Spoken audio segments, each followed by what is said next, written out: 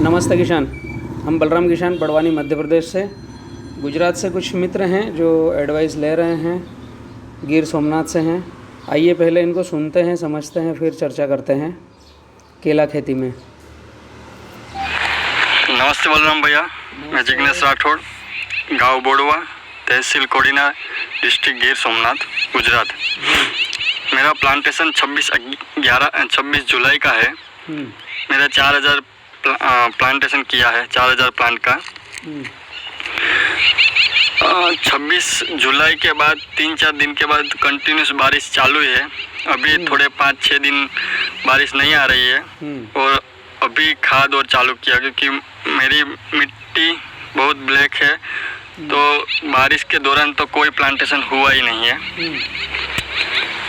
तो ग्रोथ भी थोड़ी कम है। अभी खाद चालू है सब कुछ, पर ये जो हर एक नया ठुंडा निकल रहा है उसमें देखो ये ऐसा हो रहा है।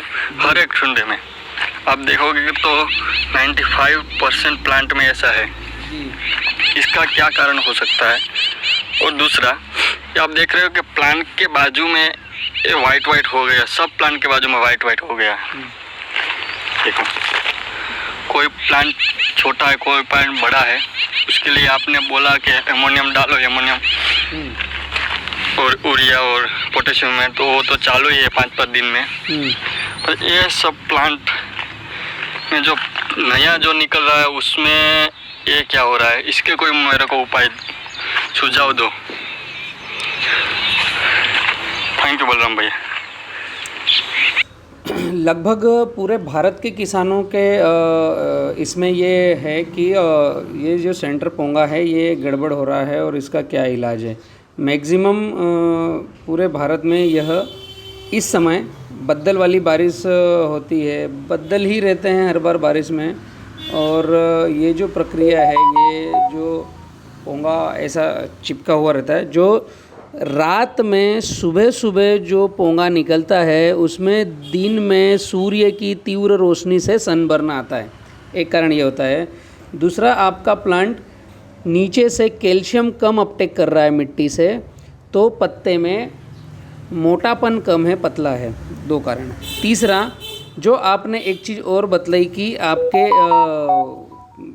फील्ड में चारों तरफ यहाँ पर अगर हम देखें तो ये वाइट हो रहा है, मतलब क्लोरीन की मात्रा ज़्यादा है। हमारी सरल भाषा में नमक की मात्रा अपने खेतों में ज़्यादा है। यह सबके यहाँ होगा जब भी पोंगा काला होगा, ऐसा नहीं है। वो सनबर्न का एक प्रतीक है। दूसरा, कैल्शियम कम अपटेक करता है, उसका प्रतीक है। उससे डरने की ज़रूरत नहीं है। पोंगा काला होने से वो समय के हिसाब से ठीक हो जाएगा। उसके लिए कोई स्पेशल दवाई दारू की आवश्यकता नहीं है। बस पौधे को भोजन सही से अपटेक करवाना है तो वो पोंगा ठीक हो जाएगा, एक चीज़। दूसरा, आपका ये जो सफ़ेद छार है, इसकी वजह से पौधा अपटेक करने में, भोजन अपटेक करने में रुकावट करता है। इसीलिए मैंने आपको अमोनियम सल्फेट की सलाह दी थी कि अमोनियम सल्फेट आपको अप्लाई करना चाहिए। तीसरा, अमोनियम सल्फेट के साथ साथ पोटेशियम हुमेट, एक हुमिक एसिड आता है, एक आता है 100 पोटेशियम हुमेट, दूसरा आता है पोटेशियम फुलवेट। आप चाहें तो बी किसान से मिल सकता है, ये आप कोरियर से मंगवा सकते हैं। उसका प्रयोग हर 15 दिन में 50 ग्राम का करना है 1000 पौधे पर, पोटेशियम ह्यूमेट का और पोटेशियम फुलवेट का 25 ग्राम। ये अगर हमने निरंतरता से किया तो ज़मीन की CEC केटेन आयन कैपेसिटी एकदम स्ट्रॉन्ग होगी और प्लांट नीचे से भोजन उठाता रहेगा। इस पर थोड़ा सा ध्यान देना पड़ेगा।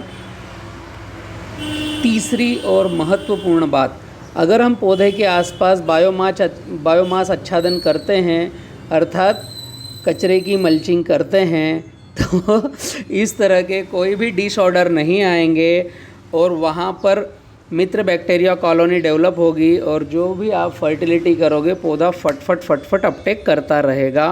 वाइट रूट निरंतर बढ़ती रहेगी, मिट्टी सॉफ्ट रहेगी।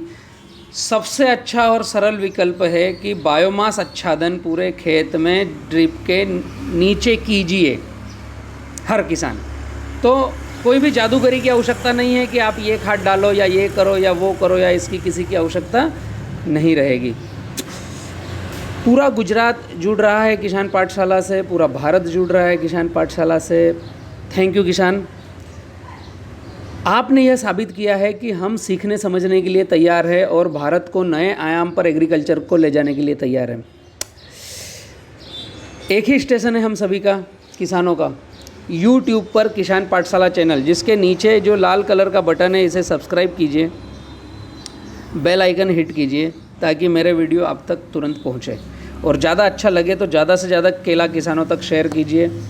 मैं काम कर रहा हूँ केला, गन्ना, पपीता और बांस, बाम्बू, 4 फसलों पर।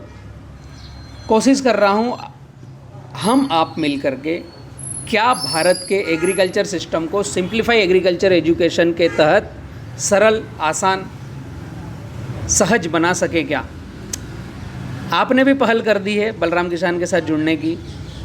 थैंक यू किसान। हम बलराम किसान बड़वानी मध्य प्रदेश से। ज़्यादा से ज़्यादा किसानों तक यह शेयर करो और अपनी प्रॉब्लम्स को ख़त्म करो। Thank you.